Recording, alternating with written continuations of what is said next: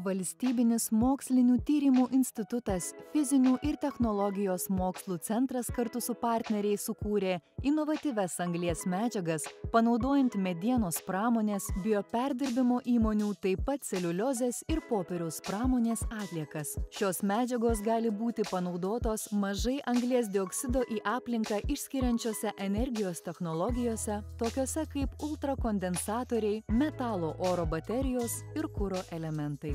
Pagrindinis tikslas yra sukurti inovatyvias, pakankamai laidžias, elektrokataliziškai aktyvias bei turinčias pakankamai didelį specifinį paviršiaus plotą anglinės medžiagas, kurios būtų panaudojamos mažai CO2 išskiriančiose technologijose, tai yra pavyzdžiui ultrakondensatoriuose, metalo oro baterijose ir kuro elementuose. Siekis tai būtent kaip tik yra atpiginti šias technologijas, panaudojant mūsų sukurtas anglinės medžiagas. 1 gramas susintetintos medžiagos paviršiaus plotas gali siekti iki 3000 m2. Anglinės medžiagas kuria mūsų partneris, Valstybinio Latvijos medienos instituto kolegos.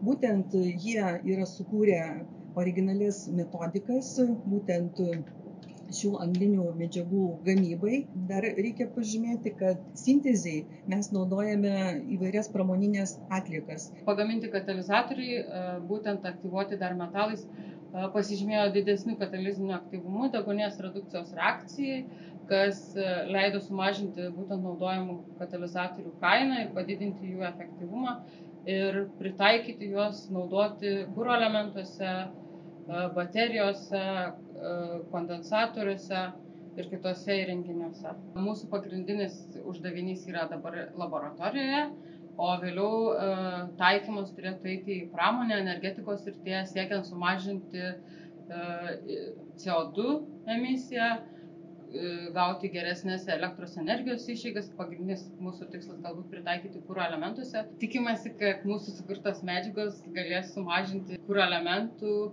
ar baterijų kainą ženkliai, kadangi būtent šios medžiagos bus nebrangios.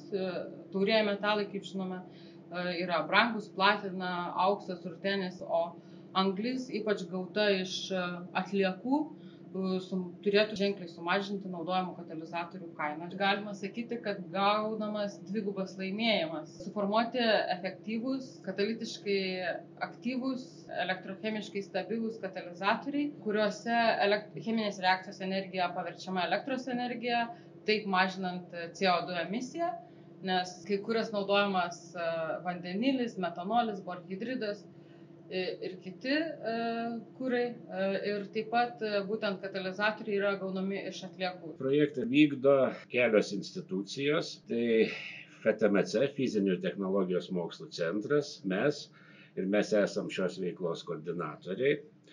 Taip pat kolegos iš Latvijos medienos nacionalinio instituto bei Estijos cheminės fizikos ir biofizikos instituto nacionalinio ir Norvegų partneriai firma Sintef su savo mokslinio tyrimo institutu. Yra jau ne viena publikacija, pristatyti pranešimai konferencijose tarptautinėse, kur susilaukia didelio susidomėjimo. Mums pavyko suburti specialistų komandą iš 4 valstybių bei vystyti kartu mokslinius tyrimus. Mūsų sukurtos inovatyvios anglinės medžiagos jau yra išbandomos pilotiniuose įrenginiuose, būtent mūsų projekto partnerio institucijoje Norvegijoje Sintefe. Jos yra testuojamos ir gana gauti rezultatai yra pakankamai geri. Šių medžiagų testavimo rezultatai pilotiniuose įrenginiuose suteikia galimybę juos ateityje panaudoti alternatyvių energijos šaltinių technologijų kūrime.